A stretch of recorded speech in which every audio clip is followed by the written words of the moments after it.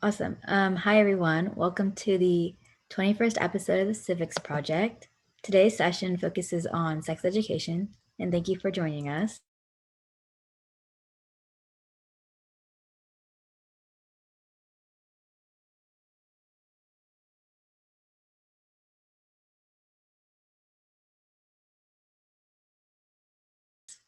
My name is Siri Potluri, California, but I grew up in Dallas, Texas. Today, I and my fellow interns, Debbie, Jenna, and Sophie, will be sharing what we've learned about how the government and schools handle sex education. After that, we'll be interviewing our special guest, Jackie Lara. After that, who's an amazing sex educator. I'll hand it off to one of our other interns to begin this event with a land acknowledgement. Hi, everyone. I'm Debbie. I'm 19 and a junior at UCLA majoring in chemistry. I'm from Los Angeles, California. Before we begin, I'd like to offer a brief land acknowledgement. Repair acknowledges the Gabrielino Tongva peoples as the original land caretakers of the Tavangar, the Los Angeles Basin and South Channel Islands. We are grateful to work with the Taratim, the indigenous peoples in this place. We pay our respects to Nukvatam, the ancestors, Hahihiram, the elders, and Iuhinkem, our relatives, relations, past, present, and emerging. Today, we're going to be talking about sex education, but before we get started, I first want to define what sex education is. Sex education involves sharing information about the body and its development, sex, sexuality, and relationships. Ideally, it helps youth and anyone who needs it make good decisions regarding their sexual health. Sex education is often approached in two ways: abstinence only and comprehensive education. Abstinence only programs teach students to not have sex until marriage because, according to abstinence only advocates, that is the most effective way of preventing unintended pregnancies and sexually transmitted infections, otherwise known as STIs. It does not teach students about contraception and safe sex practices because proponents of abstinence only education believe that knowing more about sex may encourage people to actually have sex. Comprehensive education, on the other hand, encourages students to not have sex until they're emotionally and physically ready. However, it still teaches students about safe sex practices and different forms of contraception so students can make informed decisions. Unlike abstinence-only education, comprehensive education assumes that some young people will have sex and therefore will need information about safety, health, and pregnancy. There are no federal laws that determine what sex education should look like. This means that decisions about sex education are made largely at the state level. States have passed a patchwork of sex education laws ranging from general rules or mandates that sex education should be taught to more specific guidelines about what sex education must cover or how it should be presented. Since state laws are often broad, local school districts and individual schools also have a lot of say in the sex education curriculum. Principals or other school officials will often create policies about sex education in response to pressure from parents or other community members.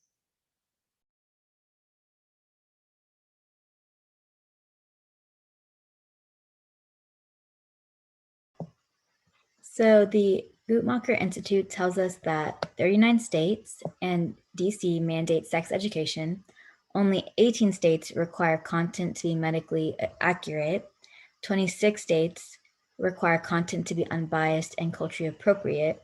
And by this, I mean that sex education needs to make sense to people from different backgrounds and does not promote racism, gender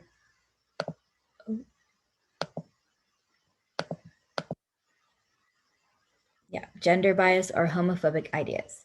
Only 3 states, however, prohibit sex education programs from promoting religion, my bad. So US law and policies currently reflect a struggle between policymakers and advocates who believe sex should be discouraged, particularly for young people, and those who believe that sex can be a healthy part of human experiences. Different state policies reflect controversies about abortion, for instance, whether sex education should tell students that abortion is wrong. In addition, abstinence-only advocates often oppose any education about contraception and about the vaccinations available for some sexually transmitted infections, also known as STIs, based on their belief that if people have access to contraception, they'll have more sex. Policymakers and activists also struggle about whether and how sex education should address sexual violence and sexual consent, about the experience of pregnancy, or about sexual pleasure. And as you might imagine, policies at the state and local level contain vastly different norms and whether to acknowledge the existence of lesbian, bisexual, gay, transgender, and queer people, and whether to present heterosexuality as the only healthy option.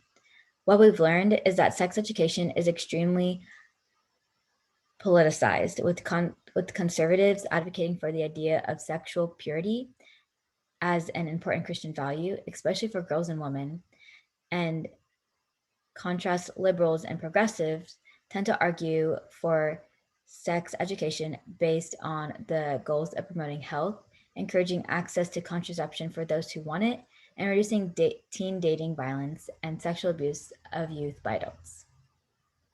Sex education policy was deeply affected in 1996 when Congress passed a broad welfare reform package, which made federal funds available to help promote abstinence only and community based and in school programs.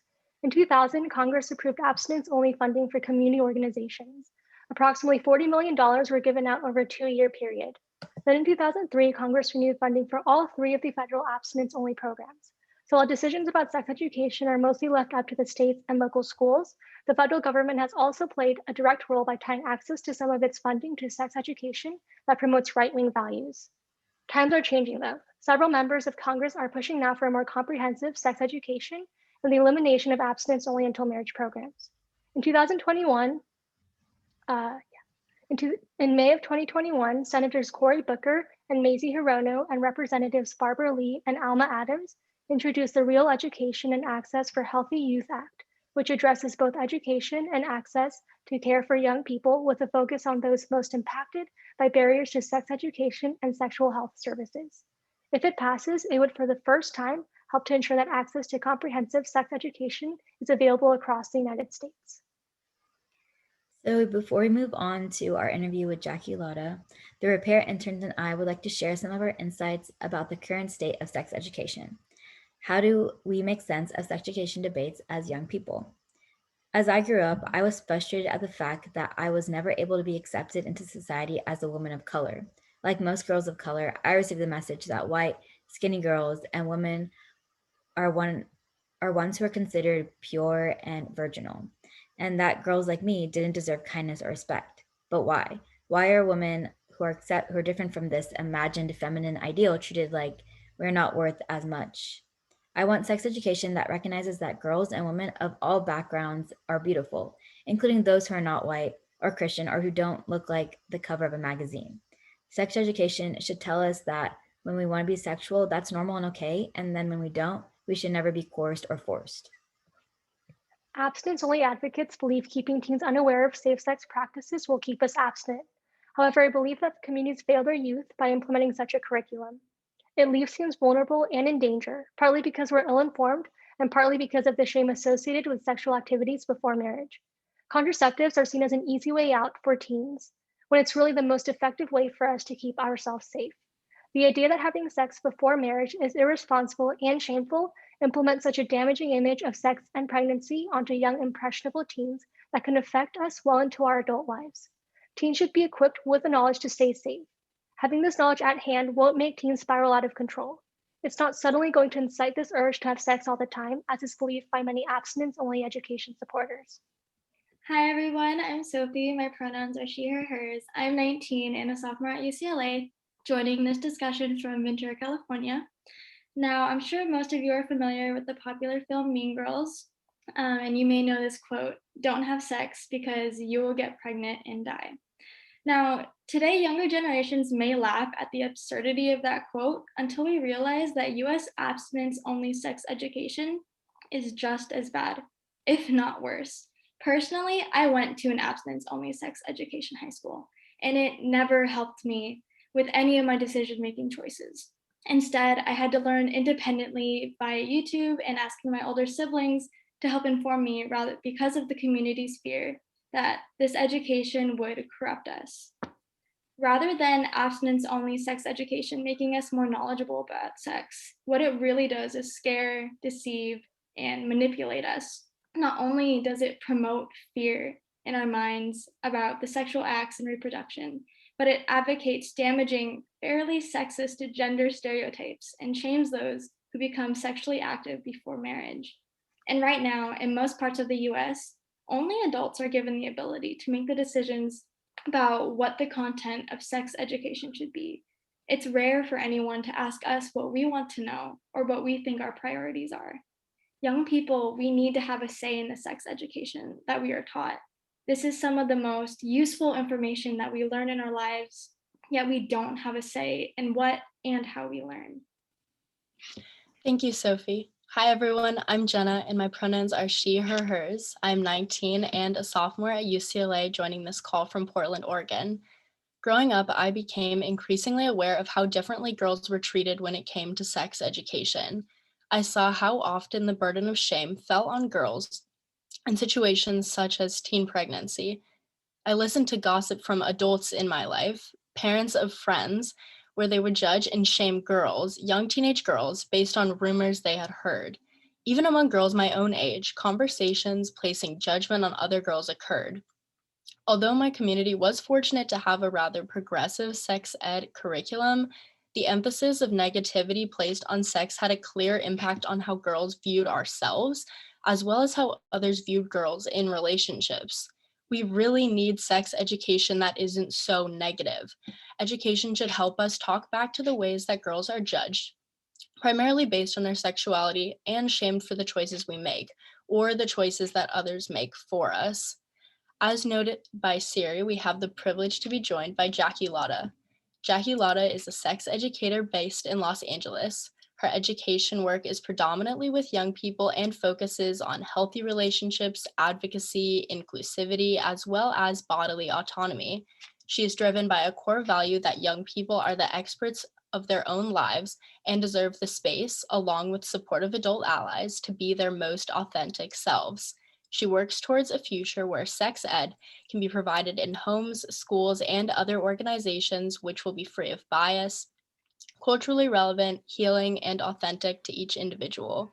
Thanks so much for joining us, Jackie. I will now hand it off to Sophie to start the interview. From your years working as a sex educator for youth, what have you learned about the need for sex education? Thank you for this question. I want to acknowledge that I'm already getting some private messages, which takes me to my work that I usually do in the classroom. So if you have a question, I see it, and I think we'll even have like a community Q&A afterwards. So I really appreciate that. So like everyone said, my name is Jackie. I use she, her pronouns. I'm really, really grateful to be here with you all today. And thinking about this question, when I think about this question, I also think a little bit to, if I can, delve into a little bit of history of sex education in America. And apologies, you might hear my toddler in the background. It's very much a living household, so you might hear some background noise. But so pretty much, this conversation around sex education in America has been happening since, believe it or not, the 1890s. So sex education has been around for a very long time. And around the 1920s, they, determined that sex education needed to be taught in schools. They were saying, okay, like young people need sex education, but what are we going to teach? What are we going to talk about? And believe it or not, the sex education of the 1920s was actually a lot more explicit than what we think of as sex education today. The purpose of this education was pretty much to like preserve the nuclear family. They were trying to help young people to have successful, happy marriages that would last. So that was kind of the point of what they were doing through that sex education. So they talked a lot about healthy relationships. They talked a lot about like navigating boundaries or navigating conflict. They talked about, that pleasure is part of a healthy sex life. And then probably around the 1960s, 1970s is when they started getting pushback saying, whoa, hold on, like I'm uncomfortable with my children being taught this information in school. And then that's kind of where we start to see this emergence of sex education becoming very, very politicized. And so what I noticed that sex education needs to be, and you all set it up so well of talking about what is abstinence only versus what is comprehensive.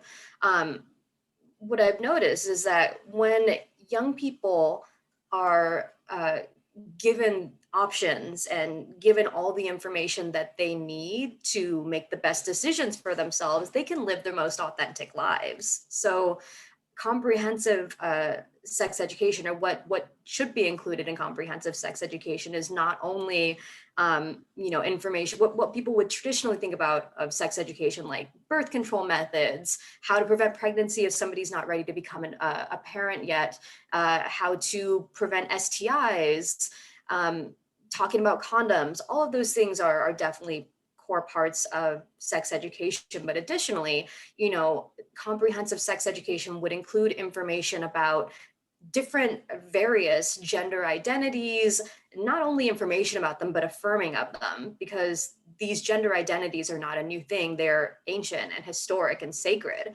So talking about different gender identities, talking about different sexual orientations and affirming those, telling young people about pleasure, having sex education be pleasure oriented, talking about masturbation as a way that someone can be exploratory of their own sexuality if they want to be abstinent, or even in a partnered relationship.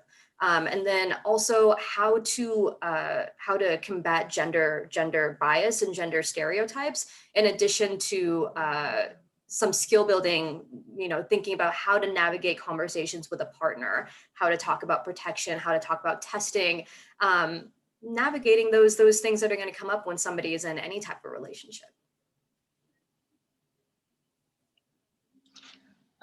For our next question, we were wondering what happens when sex education is less available or unavailable? That's a good question. So when sex education is either less available or unavailable, I do also want to bring up a little bit of the narrative that, me being an adult in spaces where we're discussing sex education, a lot of times the things that will come up is kind of this knee-jerk concern reaction of like, there'll be so many unplanned pregnancies, and there's going to be so many STIs. And while these things are, important to think about and discuss, I do want to say that, when adults are kind of making, like you so eloquently said, like when adults are in the room making decisions about young people's lives, a lot of times there can be a lot of problems with that, right? It can be stigmatizing, it can be disempowering. And so a lot of times when I'm in these spaces, adults will kind of say like, oh, well, we don't want people becoming pregnant at a young age because it's going to ruin their life. And not only is that narrative untrue, someone can be a very successful adult as a young parent. They can be a very successful parent. They can be in healthy, successful relationships. They can go to college. They can have a good career. They can provide for their family in all the ways that an adult could. But additionally, it really is stigmatizing for people in the room who may already be young parents. It can be stigmatizing for people who have young parents in their families. Maybe their parent was a teen parent, maybe their aunt or uncle or cousin was a teen parent. And so, I want to kind of address that, like when we talk about kind of the dangers or the pitfalls of not having comprehensive sex education available. There can be a rise in unplanned pregnancies. And whenever somebody doesn't want to be pregnant, they should be able to have the means to them to be able to prevent a pregnancy if they're not ready to parent. So I feel like if there's not comprehensive sex education available, it doesn't allow people to be their most authentic self. Because if we think of a whole person, everybody has a sexuality, even if they don't have sex. The whole person is a sexual being. They're going to be expressing their sexuality through the way they wear their hair, what clothes they wear, how long they wear their hair, if they wear makeup, if they don't wear makeup. And so, kind of being able to let young people have the space to think about what are the best decisions for themselves.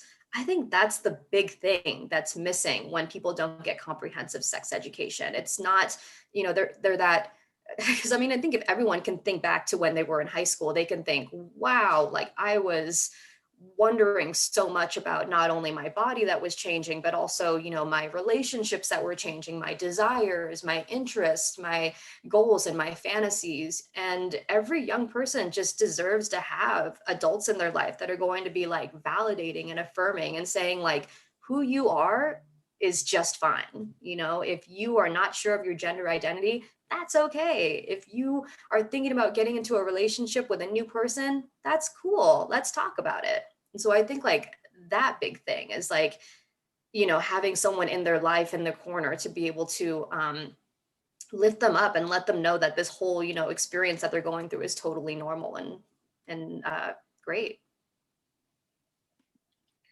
For our next question, we were wondering what happens with abstinence-only education and what are its effects on young people? Thank you. That's an important question.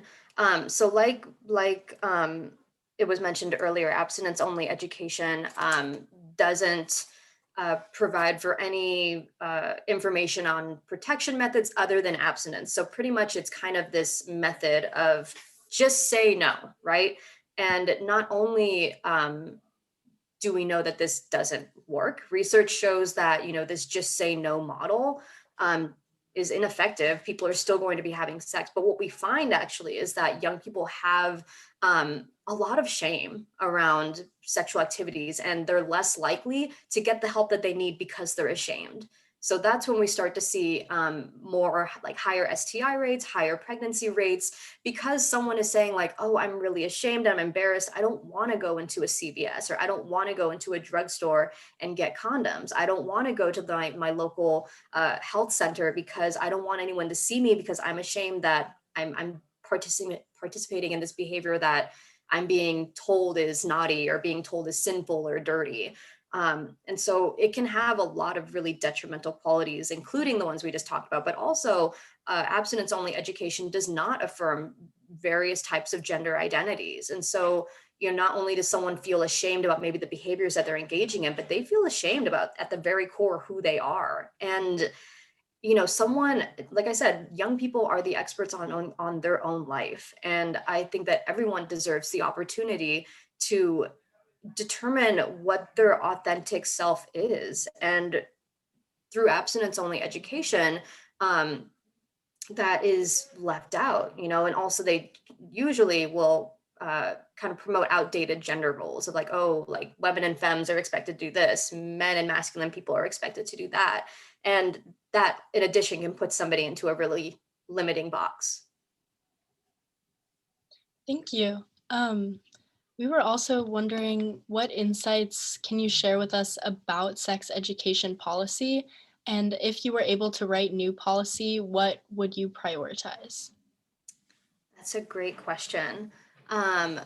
What are some insights on sex education policy? Well, definitely, like y'all mentioned, is that it's different from state to state, right? There really isn't anything at a federal level. So, there's no kind of like level setting for young people throughout the country. Pretty much, at the federal level they have in place started around the 1980s when the AIDS epidemic was happening. They basically acknowledged that like, okay, like, this is, a huge epidemic. It's affecting people at a huge level. And honestly, if we're being honest, they really only became really concerned about it when it started affecting, non-LGBT people. And so they decided, hey, we have to have some kind of AIDS education. So most states will require some sort of like HIV AIDS education. But, we know that that's not enough. If I were rewriting a policy, it was kind of in my bio that it would definitely be something that's comprehensive. It would be gender affirming. It would be inclusive to not only sexual orientations, but, and this is something that's coming up more often with sex education. And it's kind of something that I've heard people say, well, like, talking about isms, talking about racism, talking about sexism, when we talk about sex education being inclusive, a big part that can be left out is addressing, the topic of intersectionality, of how these policies that are in place affect the people who are poorest. They affect people who are poor. They're predominantly affecting Black and Brown individuals, mostly just because of the area where they live. And we know that, just because somebody lives in a neighborhood that has less access to income or less access to building income due to systemic structures doesn't mean that they're any less deserving of quality education. It doesn't mean that they're any less deserving of quality healthcare. And so I think that's a really big part of when we're thinking about policies, we need to be thinking about how does this affect, our neighbors who are in need of it, not only like, oh, we're making sure that we're getting it in these schools, we're making sure we're getting it in every school. So for your next question, we want to know, what can we do at the local level to promote healthy sex education? That's a great question. I think that's a really important question as well. And I was thinking about this. People definitely always have the question of what can I do? Like, it can feel really heavy to think like, gosh, like sex education is so important, and it can feel really easy to be like, oh gosh, but all these powers that be, are the ones who are making the decisions, and the ones who are, or the voices who are speaking the loudest are the ones who are making the decisions on this. But I think that there's a lot of really important things that someone can do at a few different levels. Um, we know how, like, I really appreciate that you all setting us up. We're sharing a little bit about your sex education experience. I think that's really important. That's a huge deal, just kind of talking about, this is a sex education that I received, and either I loved it because of this, or it was really limiting because of this, right? And so I think talking about our individual sex education experiences is important, acknowledging that we are sexual beings and that we sometimes need this information, or talking about how important this information is. Another thing that folks can do, and this is a big one because I work in schools, and a lot of times I do work with adults and parents. If someone is a parent, they have parent teacher nights, so they have open houses, right, where parents can go. They can review the curriculum that's going to be discussed. And a lot of times, the only parents that go are the ones who are in opposition to it. They'll say like, hey, I don't like this curriculum. This is too explicit. I don't want my kid learning about this. When what I've learned from my experience is that I would say 75 to 80% of parents really want their kids to learn about sex education in schools. And so as a parent, there's a lot of power in going and saying, I want my kid to get comprehensive sexual education. If they start chipping away at that, if they start bringing in sex education that is biased, that is promoting religion, that is not inclusive or not affirming of LGBT individuals, speak up, be like, that is not okay for me. And then the biggest thing, I think, something that everyone can do, I want you to think of a young person in your life. Who is a young person in my life? Maybe we have a niece or a nephew. Maybe we have a child. Maybe we, have a cousin. Who is this young person in your life? Affirm them. You can talk to them. I think that it's really important that people are having conversations around sex and sexuality on a regular basis, because a lot of times when I'm going into schools, I'm going in around like middle school, high school time, and so they're kind of like, oh, Jackie, like, the talk is coming up. I don't know how I'm going to do it. I'm really nervous and I'm really scared, and that is valid. But it doesn't have to be like a one and done kind of like, okay, we had the talk and like now we're good.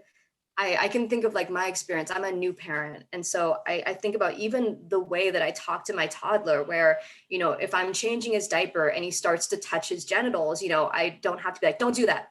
Because that's already sending a message about how I feel as a person about sexuality, right? It's saying, hey, these body parts, we don't talk about them, or we don't touch them, or we don't do this or that. And so even from a very young age, we can start to give our ideas and values around sexuality. And the great thing is that this is a process, like sexuality is a lifelong process. It starts at birth and it doesn't end until somebody is dead. And so when we have these conversations, important things that we can think about are telling young people about good touch, bad touch, telling young people, hey, you are the owner of your body. You can say no to anything you don't want to do. There's a lot of power in that. And then that way, when they're, coming of age, where they're thinking about maybe having sexual relations with a partner, or they're starting to think about that, they'll have that framework of like, I have bodily autonomy where I can say no to a partner because my body is my own. My parent taught me, or my cousin taught me, my sister, my brother taught me that my body is mine. And then it sets up this framework where they can talk to a partner, where they can have conversations around like, hey, these are my boundaries, or like, hey, this is what I feel comfortable with. and in addition, when I know that can be hard, where it's like a lot of times people will say, yeah, but like my child doesn't want to talk to me, or like my younger brother, my younger sister, they don't want to talk to me. And in reality, I'll tell you, they really do. I'm in classes with them and they have a lot of questions. I can tell you that I got a question here. People have questions, they want to know. And a lot of times they want to know, if you are an older sibling or if you're a person in their life of authority, they want to know what you think. They want to know what is right, what is wrong, what do you think is okay for me? And so sometimes when I'm talking to the parents, they'll say, well, my kid better not do this. And I'm like, okay, well, do they know that you feel that way? And well, no, but they haven't had those conversations. And so having those conversations, even if part of your values is saying like, listen, I really don't want you to engage in sexual activities until you're with a person that you feel valued, that you feel safe with. Tell them that, they want to know about that. And then that can help to open doors where they feel safe and comfortable to have those conversations. And like, it feels so small, but I'm telling you, like someone once said to me, like, local work is the work. The work in the home can expand so much further than someone thinks it does. Like, it's really, really powerful to have those safe, comfortable spaces in your home. And that's going to expand to all the places that this young person goes, right? We want to surround this young person with adult allies who are going to be loving and affirming and just loves them. Thank you. That is all like so important and meaningful to hear. We were also wondering, what are changes that have happened with sex education policy recently? That's a good question. I can definitely speak to what has happened within California. And I will say that in California, we're really, really lucky. We have really great sex education laws on the book. We have something called the Healthy Youth Act, the California Healthy Youth Act. And this basically sets the guidelines for comprehensive sex education throughout the state. And so what this law says is that sex education needs to be comprehensive. It does need to teach about abstinence because, like we said, abstinence can be a really healthy way that someone expresses their sexuality. Maybe they decide like, hey, it's part of my personal values, it's part of my family values that, I don't engage in sexual activities until I'm a certain age or until I'm in a certain type of committed relationship. And that's okay, right? So it's going to talk about abstinence, but in addition, it's also going to talk about condoms and birth control and abortion care. Additionally, it talks about and affirms various gender identities, various sexual orientations. It is not allowed to promote outdated gender norms. So we can't say, oh, girls do this, boys do that, because we know that that's not necessarily true. And we know that, like, if we say, oh, girls get periods, that's not necessarily true, because somebody who identifies as, gender nonconforming, or they just don't identify as a girl, can still get a period, right? And so it leaves a lot of space for conversations to happen. And so I think it's really cool that as a state we have that in place. And I hope, like, my dream would be that other states are able to see this model and say like, wow, this is a good model. We want to follow this model for our state. And I mean, I think that as more people start to recognize the importance of sex education and see the kind of expanse of it, that not only is it super important for someone to get information about sexual health, about prevention, about all those things, but also like, there needs to be conversations around skill building. There needs to be conversations around how to talk about sexual behaviors with a partner. I mean, we can even see kind of how important that was with COVID, right? Where it's like people are interacting in a space together and they're like, oh, my friend wants to take off their mask, but I don't know if I want to take off my mask. And having that skill building gives them a model for them to be able to advocate for themselves. And we know how important it is to advocate, especially in romantic relationships and sexual relationships, and especially in medical settings, especially if they're a person of color, right? And so that's another great thing that this law does, is that it allows for that skill building component. Thank you so much for that answer. Speaking of like new changes, our next question for you is, what do you think are the next steps or like the future for sex education? What a great question. Definitely, I think the future is going to be something at a federal level where, we're actually thinking of young people and thinking of the type of education that they deserve. So the future of sex education will definitely be comprehensive. It'll be queer. It'll have space in which to challenge bias and to challenge racism. And, I think that something that's really cool, like if we think about there's a term reproductive justice, and it comes from the terms reproductive rights and social justice. And this movement of reproductive justice was actually coined by Black women who eventually went on to form the collective Sister Song. And so reproductive justice, sex education is a huge part of that. It not only addresses a person's whole identity as a sexual being, but it also addresses different types of either opportunities or barriers that someone might face depending on their race. And so when we think about comprehensive sex education, it has to be talked about, whether or not somebody has, thanks, Beth, whether or not somebody has the ability to have a child is a part of reproductive justice, whether somebody has the ability to terminate a pregnancy as part of reproductive justice. And additionally, whether somebody has the ability to raise and parent their child in a space that's free from racism, that's free from police violence, that's free from being separated at the border. These are huge parts of reproductive justice, and additionally as part of sex ed, right? Because these are things that affect a person and affect their ability to be able to not only live their most authentic life safely, but also affect their, sorry, I lost my train of thought. But yeah, just basically it affects their ability to live their life and to parent safely or to not become a parent. And so I think that all of these things are going to be the future of sex ed. Sex ed is definitely going to become broader than what people imagine it to be right now. We have one final question, which is, do you think the media has a role in sex education for the youth? For example, Netflix shows like Sex Education. Does this have an effect on policy or government action? Good question. Anytime that sex education is portrayed in the media, it's definitely, expanding that conversation. So does it have a role? Does it have a part? Absolutely. I will say that as, an individual who's a person of color and who teaches sex ed, it can sometimes lean kind of white centric. And so I think that when we see these media, it's important to show people of color who are not only, leaders in their community, who are able, like, I think sometimes when I see a representation of like a Latina in media, it'll fall into certain tropes of like, oh, like I'm in trouble and I need to be saved by, somebody who's coming into my life and doing things for me, or I'm very spicy and I'm having like relationship violence, or like I'm things that we can kind of understand, right? And so I think with the media has a big role. And also I think like a person being a sex educator, a lot of things I get is like, oh, you're the woman with the banana, right?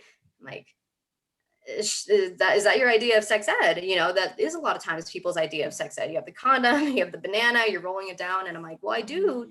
I'm like, well, usually my response to that is like, I have a wooden penis model, but yeah, when I do demos, yeah, that's me. But I think sometimes the portrayal of sex education can be kind of limiting, right? Like a lot of times people think of like the condom and the banana, and they don't think about all these different avenues in which sex education can permeate onto. But, I would be remiss to say that when Big Mouth came out, that I didn't hear about it a ton in high schools and middle schools. People really liked that. They wanted to talk about puberty. They wanted to talk about like sex. They wanted to miss, is it really like this? And I mean, any way that we can get that conversation going, I think can be to the benefit of young people, and for parents especially, or people that have that young person in their life, parents or guardians, adult allies. If we think about maybe a situation where like a young person in our life is coming up to us and being like, oh my gosh, I saw this show Big Mouth, that can be an opportunity to be like, oh yeah, tell me about it. What happened? Like, oh, it's kind of embarrassing.